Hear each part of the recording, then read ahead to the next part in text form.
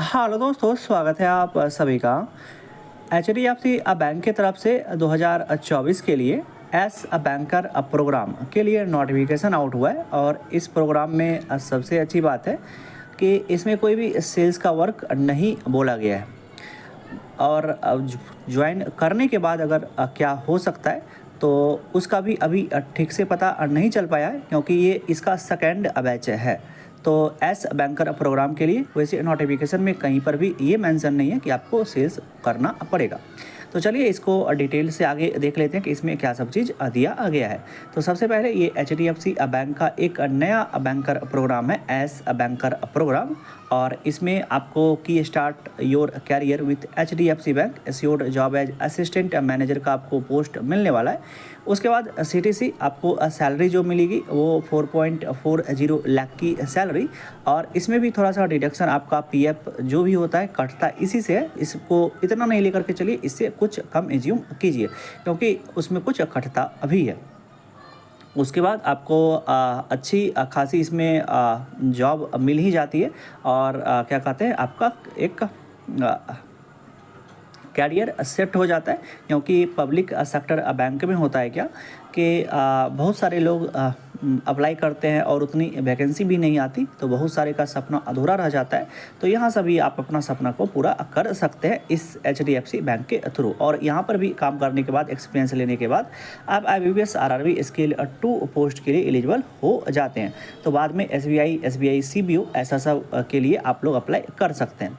उसके बाद यहाँ पर देख लीजिए कि work with India largest private sector bank, just join as assistant manager HDFC bank. आपको एस बैंकर प्रोग्राम जब तक चलेगा तब तक उसके लिए आपको 7500 रुपये ड्यूरिंग द ट्रेनिंग आपको मिलता रहेगा।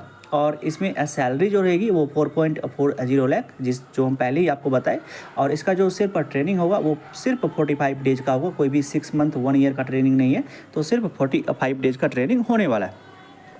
इसके लिए एक मिनिमम कुछ अच्छा अमाउंट भी चार्ज होता है जो 1,50,000 का है, प्लस जीएसटी, उसमें 18% जीएसटी भी कैलकुलेट कर दीजिए तो वो भी आपसे चार्ज किया जाता है। और व्यू पेमेंट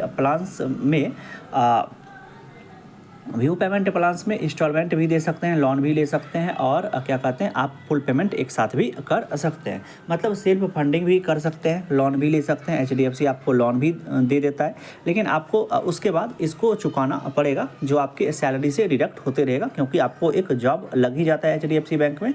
उसके बाद वो सैलरी से इंस्टॉलमेंट बना देते हैं और उसके बाद वो कटते रहता है। मतलब आपका जो सैलरी मिलता है उसी से ये डिडक्शन हो जाता है।